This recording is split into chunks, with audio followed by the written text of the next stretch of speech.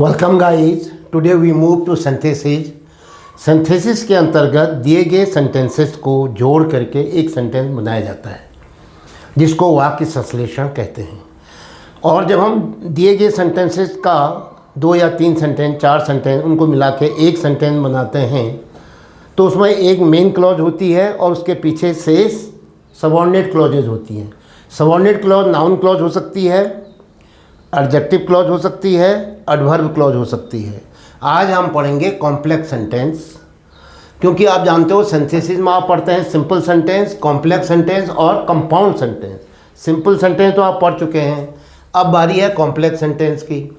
और complex sentence बनाने के लिए भी एक मेन क्लॉज आएगी और से जो है या तो नाउन क्लॉज आएगी या एडजेक्टिव क्लॉज आएगी या एडवर्ब क्लॉज आएगी। ना एडजेक्टिव क्लॉज को आप रिलेटिव क्लॉज भी कहते हैं।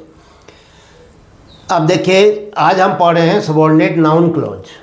मेन क्लॉज के साथ क्या जोड़ना सीखेंगे? Noun clause. Exercise number 2, combine each set of the following sentences into a complex sentence by using a noun clause. आज आप केवल नाउन क्लॉज का ही प्रयोग करोगे। नाउन क्लॉज किसे कहेंगे? ऐसी क्लॉज जो नाउन या प्रोनाउन को डिफाइन करती है। माई फ्रेंड सेड समथिंग, मेरे दोस्त ने कुछ कहा। There was no sense in it, उसके कहने में कोई भी उसका कोई मतलब नहीं था।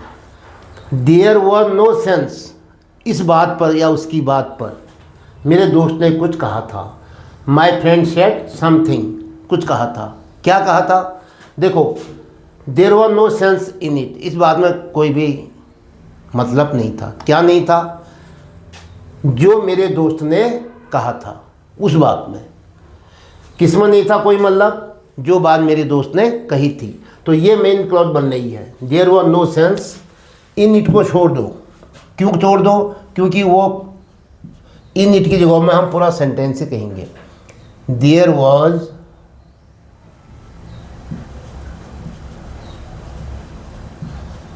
No sense, there was no sense, कोई भी मतलब नहीं था जो मेरे दोस्त ने कहा। जो मेरे दोस्त ने कहा, what my friend said, something नहीं आएगा। There was no sense what, की जो डब्ल्यूएच वर्ड आ रहा है तो डैट नहीं आएगा, नहीं तो डैट से बनता है नाउन क्लॉज। अगर आप डब्ल्यूएच वर्ड ला रहे हो कोई, कि जो मेरे दोस्त ने कहा, तो वो व्हाट शब्द के अंदर ही की भी आ जाएगा और व्हाट शब्द का अर्थ भी आएगा। What my friend said.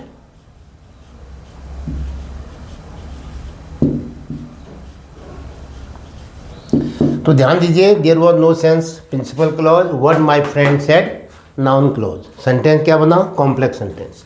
Number 2, he hated his brother, वो अपने भाई से घृणा करता था। I do not know the reason, मैं कारण नहीं जानता। I do not know the reason, मैं उस कारण को नहीं जानता। किस कारण को नहीं जानता? कि वो अपने भाई से क्यों घृणा करता है।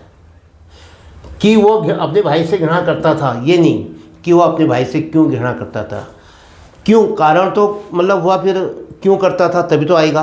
तो कभी कभी वाई से भी जो है नाउन क्लॉज बनता है। तो पहले मेन क्लॉज बोलो। I do not know the reason. I do not know the reason why, क्यों करता था। Why he hated his brother.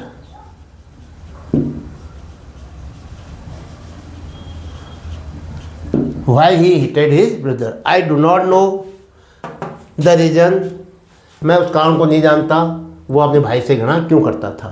तो किस कारण को नहीं जानते थे? कि वो अपने भाई से घृणा क्यों करता था। तो क्या हो गया? वाई शब्द ने की और क्यों दोनों काम की, डैड नहीं लगेगा।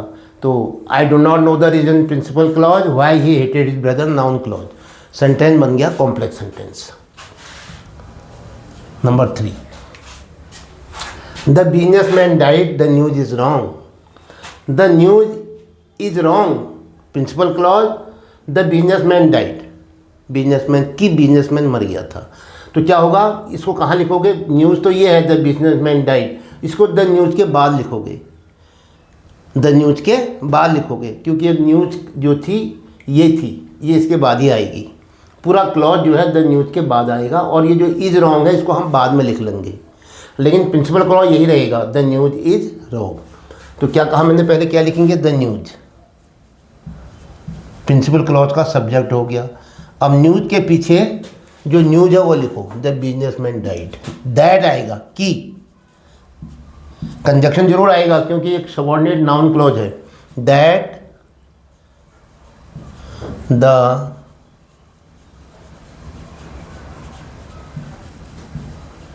Businessman died, comma. अब आएगा द न्यूज़ के बाद जो बचा हुआ हिस्सा है, इज रॉन्ग। तो क्या बना, the news is wrong main clause, that the businessman died noun clause. Sentence बन गया complex sentence. Number 4, my friend is somewhat careless. मेरा दोस्त जो है बहुत कुछ या काफ़ी कुछ थोड़ा बहुत लापरवाह है, otherwise he is a good boy, अन्यथा वह एक अच्छा लड़का होता। My friend is a good boy, ये बनेगा मेन क्लॉज। अब है क्या, is somewhat careless. My friend who is somewhat careless is a good boy, थोड़ा बहुत जरूर लापरवाह है।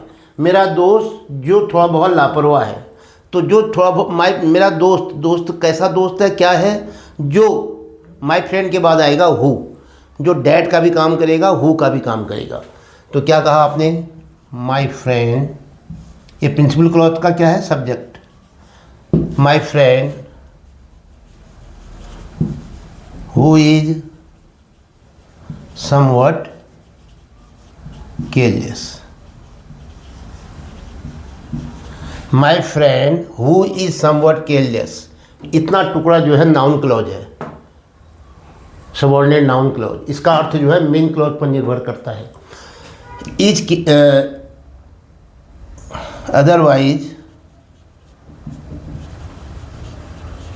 Is a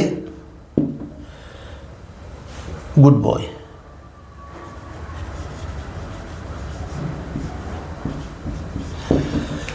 my friend who is somewhat careless, मेरा दोस्त जो थोड़ा बहुत लापरवाह है, अन्यथा वो एक अच्छा लड़का है। आप अदरवाइज को पीछे भी लिख सकते थे, is a good boy otherwise. My friend who is somewhat careless is a good boy otherwise. चलो हमने बीच में ले लिया।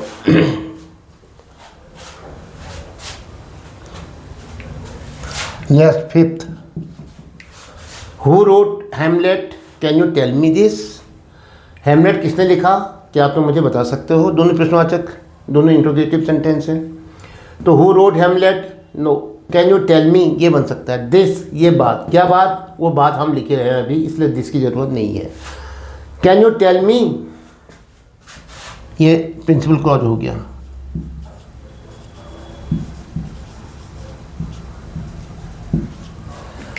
इसके बाद हु, किसने लिखा, किसने, हु, दैट, की हेमलेट किसने लिखा, की किसने, यही शब्द में छिपा हुआ है। डैड नहीं आएगा, हु में ही डैड छिपा है। Who wrote Hamlet. Can you tell me, ये हु क्या हो गया, कंजक्शन, और अपना काम भी कर रहा है।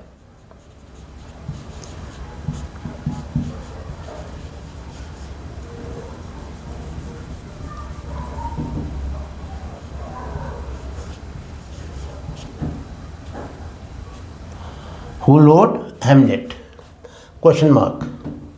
तो who wrote Hamlet noun clause, can you tell me principal clause. क्या बना एक sentence, complex sentence. Next, where have you put my dress, can you tell me this. दोनों क्वेश्चन मार्क हैं। आपने मेरी ड्रेस कहाँ रख दी, क्या तुम मुझे बता सकते हो। कैन यू टेल मी, क्या तुम मुझे बता सकते हो, प्रिंसिपल क्लॉज। अभी देखो वेयर है कहाँ, की, आपने मेरी ड्रेस कहाँ रखी है, कि कहाँ की अंग्रेजी वेयर बनेगी, डैड नहीं आएगा। डैड किसमें समाया हुआ है, वेयर में ही। तो क्या कहोगे, नेक्स्ट में क्या कहोगे, can you tell me this है ना, तो क्या कहोगे, कैन यू टेल मी।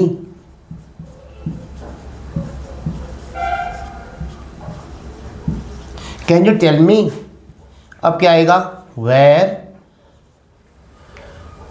अब where have you put my dress नहीं कहोगे, सबऑर्डिनेट क्लॉज को क्या बनाओगे, असर्टिव बनाओगे, इसको स्टेटमेंट में बदल दो, where you have put my dress. ये वाक्य उल्टा लिखना पड़ेगा क्योंकि ये वाक्य तो हमने प्रश्नवाचक में लिख ही दिया है, कैन यू टेल मी। तो अब इस वाक्य को उल्टा कर लो, वेयर, वेयर के बाद सब्जेक्ट आएगा, यू, अब आएगी verb have put my dress, where you have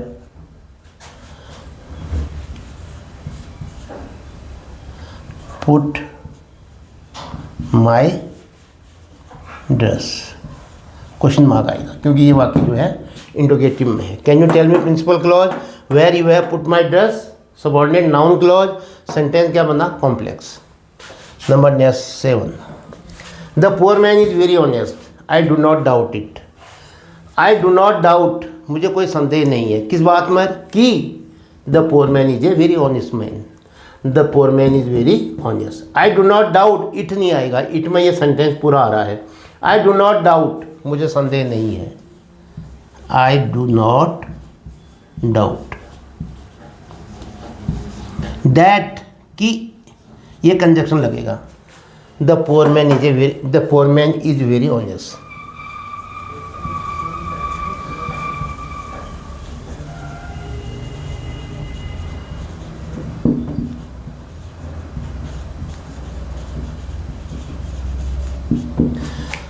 I do not doubt, principal clause, that the poor man is very honest, noun clause, और ये सेंटेंस क्या बना, कॉम्प्लेक्स।